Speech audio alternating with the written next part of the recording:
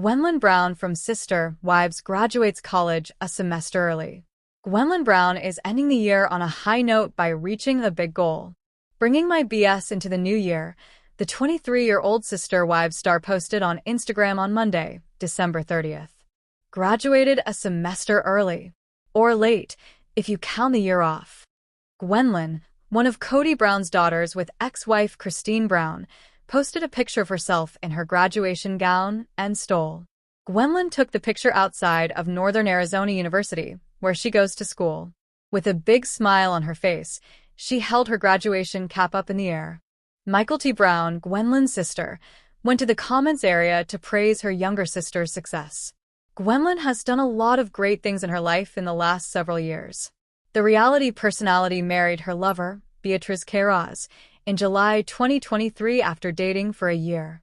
Gwendolyn wrote, "Say hello to Mrs. Queiroz," on an Instagram slideshow of the couple's wedding photos. Gwendolyn donned a white dress and Queiroz, who is 23, wore a suit that went well with it. Gwendolyn told us before that she and Queiroz met in 2022 when they both worked at a fast food restaurant. They rapidly fell in love with each other as they got to know each other. Gwendolyn joked in a February 2023 YouTube video, "It took about a month of hanging out before we started dating. Then, 2 months in, we moved in together, which is very queer. Then 6 or 7 months in, we got engaged." Kody Brown, Gwendolyn's mom, got married to David Woolley in October 2023. This was not the only Brown wedding that year. Kody was married to Kody from 1995 to 2021. They have 3 daughters, Aspen, Isabel, and Truly, and 1 son, Patillon. Photos from the wedding show that Gwendolyn and Queiroz were not there for Kody's wedding. Kody has been talking about how happy she and Woolley are after their wedding. She is delighted to be done with polygamy. When Kody was married to Kody, he was also married to Mary, Janelle, and Robin Brown. Mary and Janelle have since broken up with Kody. "I absolutely love monogamy. I was made for it," Kody told Us Weekly in October after celebrating her and Woolley's first wedding anniversary. "There's no keeping score," she said, adding that they just both love and move forward. But Sister Wives star talks about her loyal, ride-or-die friends after fight with her family. A star of Sister Wives talks about her loyal, ride-or-die friends. A star of TLC Sister Wives is relying on their faithful pals after years of problems with their family. Kody Brown's first wife, Mary Brown, posted on Instagram to praise her tiny group of ride-or-die friends. These women have been a big part of Mary's life for years, helping her deal with life after polygamy. She posted 2 pictures of the women. One of them is her best friend, Jen Sullivan. In the comment that went with the pictures, Mary talked about how she felt about these warriors. Mary started by saying, "When the storm comes, you find out who your warriors are. This week has been a straight-up show. You know the weeks that come at you from all sides, accusations, heartbreak, anger, blunders, and upheaval that won't stop. That was the kind of week that thought it would break you," the reality star said. Mary said that this little group of fierce and unapologetic women helped her through tough times. She termed them my ride-or-die people.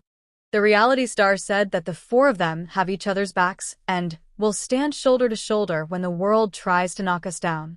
"We'll ride at dawn without thinking twice because that's just what we do for each other." She ended her post by calling her pals warriors, therapists, truth tellers, soul healers, and solution strategists. Mary thinks that together, they remind her who the hell we are and what the hell we're capable of. Mary was Kody's first wife. They were married for 32 years. Kody Brown was the first to leave the polygamous family in November 2021, followed by Janelle Brown in December 2022 and Mary Brown in January 2023. Kody and Robin are now living in a monogamous relationship. But Kody and Janelle Brown got the news they had been waiting for on a sunny Saturday morning in Flagstaff. Their oldest son Logan had officially asked his longtime girlfriend Hannah to marry him. The couple had been together for years, building a strong foundation of trust, love, and respect. But when they heard the words, "We're engaged," the Brown family was overjoyed. Janelle was the first to respond. As she heard Logan's letter, Tears came to her eyes. She contacted him right away, her voice shaking with happiness. "Oh, Logan, I knew this day was coming, but hearing you say it makes my heart so full. I'm so proud of the man you've become," Janelle said. Kody, who was standing next to her, playfully grabbed the phone. "Son, I hope you asked her with a little flair. I want to know how you did it." His loud chuckle filled the room, and Janelle rolled her eyes with love. Logan laughed on the other end of the line. "Don't worry, Dad. I arranged everything. I took Hannah back to the place where we had our first date. I strung up fairy lights and played our favorite music in the background." She sobbed before I even finished asking. Logan's siblings and the rest of the Brown family quickly heard the news. Madison was the first to congratulate him, sending a group text that said, "About time, big brother. Hannah is already family, but now it's official." Christine, always the excited mom, posted a heartfelt note on her Instagram story about how much she loved Hannah and how happy she was to see Logan take this next step. Mary and Robin even joined in the fun. Robin sent a long note saying that Hannah brought out the best in Logan, while Mary contacted him to give him advice on love, patience, and commitment. Later that night, Kody and Janelle got their kids who still lived at home together. The mood was electric. Decorations were taken out of storage, cupcakes were made, and a sign that said, "Congratulations, Logan and Hannah," was quickly hung up in the living room. For a family that had been through a lot, this moment felt like pure light and togetherness. Janelle couldn't help but get emotional even though she was smiling through the celebrations. She remembered when Logan was just a boy helping her with the younger kids, often taking on responsibilities that were way beyond his years. Now that he was a man ready to build a life with the woman he loved, she was so proud of him. On the other hand, Kody was practically bouncing with energy. "This is huge," he told the kids. "Logan's setting the stage for all of you. Love is about building, committing, and celebrating every step." He kept going with his usual passionate speeches, which made everyone laugh, but underneath the theatrics, he was really happy. As the night came to a close, Janelle sat quietly and thought about the wedding. She saw Logan in a sharp suit, Hannah walking down the aisle with Grace, and the whole family getting together to celebrate. For once, the idea of togetherness didn't seem hard to understand or out of reach. It felt real. Logan's engagement wasn't just about getting married for Kody and Janelle. It was a reminder that love and family are worth all the trouble, even when things are tough. It was a new beginning for Logan and Hannah, as well as for the whole Brown family, who were excited to share this beautiful chapter together. But the crisp autumn air in Flagstaff was full of tension that could almost be felt. Christine Brown carefully adjusted her jacket as she walked on the leaves, getting ready for what she knew would be one of the hardest meetings since her split from Kody. It had been months since the divorce was final, and in that time, she had rebuilt her confidence, changed her life, and embraced independence with her daughters. But today was different. Today, for the first time since the ugly end of their marriage, Christine would be face-to-face with both Kody and Robin. The setting was neutral ground, a family gathering that Janelle had gently organized to encourage some form of healing. Truly's birthday was the excuse everyone needed to come together, even if the emotional wounds were still raw. Christine had been hesitant at first, her stomach turning at the thought of seeing the man who had once been her whole world, but had slowly broken her spirit. Yet for the sake of her children, she agreed. Christine was the first to arrive, and her daughter Truly ran happily into the yard to see her cousins and siblings. She took a deep breath and steadied herself, whispering, "This is for her. You can do this." She looked different now, lighter, freer, and glowing with a new sense of peace that only comes after years of quiet suffering. Then the moment she had feared happened. A black SUV pulled up, and Kody stepped out. His long hair were pushed back, and his expression was unreadable, but he was definitely ready for the meeting. Robin followed, her arm linked with his, and her eyes nervously darted to Christine. The air seemed to freeze. Christine kept her ground and crossed her arms as Kody walked up to her. For a moment, none of them spoke. The quiet was deafening, full of memories of fights, accusations, and that last, sad goodbye. Christine, Kody eventually said, his voice low but full of that old anger. Kody, she said calmly, looking him in the eye without flinching. Robin smiled a little, almost awkwardly. Hi, Christine. It's been a while. Christine nodded quickly. Yes, it has. The three of them stood in a tense triangle for a few moments, not sure what to do next. The sound of kids laughing in the backyard made the tension less sharp and reminded them why they were there. Kody spoke up again. You look different. Christine tilted her head and said, I am different. Happier. Stronger. Free. Her words were true, but they hurt. Robin moved around nervously, gripping Kody's arm more tightly. She wanted to bridge the gap and prevent a scene, but Christine's presence, so confident and beautiful, made her own fears come to the surface. Even though the conversation was tense, it never evolved into a fight. Instead, they ended up standing next to each other for pictures and making small talk about school and milestones with their kids. It was freeing for Christine. She didn't feel little or quiet anymore. Seeing Kody and Robin for the first time after the divorce wasn't about revisiting old wounds. It was about demonstrating to herself that she had healed enough to stand strong in front of them. As the night came to a close, Christine saw Kody looking at her from across the yard. There was something in his eyes, a flash of regret, maybe, or a realization of what he had lost. But she didn't think about it. Instead, she smiled, hugged her daughter tightly, and walked away knowing she had won the most important battle, getting herself back. But the episode started with the tension still thick from the week before. Kody sat in his Flagstaff living room with his arms crossed, clearly ready to defend himself again. For weeks, he had been adamant about his version of events regarding the separation from Christine, how he tried everything to save the relationship, how he had sacrificed more than anyone else. But in a twist that had the other wives raising their eyebrows, Kody suddenly began changing the narrative. I never said I was against Christine moving on, Kody stated in his confession, his voice surprisingly calm. In fact, I told her to find happiness. Maybe I didn't say it right before, but my story hasn't changed. I've always wanted her to be free. Of course, right after that, clips from earlier episodes played, showing Kody arguing, yelling, and bitterly saying he felt betrayed by Christine's choice. The editing made the difference even more clear. Robin, who was watching from the kitchen in real time, sighed and said, he doesn't know the cameras catch everything. Christine, on the other hand, was on a very different path. She was radiant, glowing, and more sure of herself than ever with her fiancé David by her side.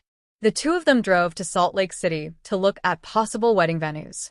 Cameras followed Christine as she walked into a rustic barn-style hall decorated with fairy lights. Her face lit up as if she could already see her big day. This is it, Christine exclaimed, turning to David with tears in her eyes. This feels like a new beginning for me. I want my kids to dance here and laughter to fill this space. After everything I went through with Kody, this feels free. Christine stated in her confession that she wasn't sure she would find a location that fit her vision, but as soon as she walked in, she felt at ease. This is the opposite of what I left, she said. This is joy, this is hope, and I don't need Kody's approval anymore.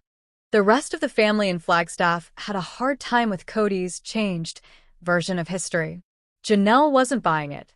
She said in her interview, it's revisionist. Kody doesn't like to admit when he's wrong, so he just retells the story until even he believes it. But we were all there. We all know how it went down. Mary, who is usually quiet and remote, also spoke up. He says one thing in anger, and then changes his mind when it makes him look bad. That's not leadership, that's spin. The episode built up to a dramatic split-screen moment. Christine was laughing and clapping her hands with excitement in the bright lights of her chosen venue, while Kody sat in his chair brooding and insisting once again that he had been wronged. The difference couldn't have been clearer. Christine's chapter was opening wide, full of light and possibility, while Kody's world seemed smaller, darker, and more defensive. The trailer for next week promised even more fireworks, Kody confronting Janelle about taking Christine's side, and Christine inviting some of the Brown kids to visit the venue.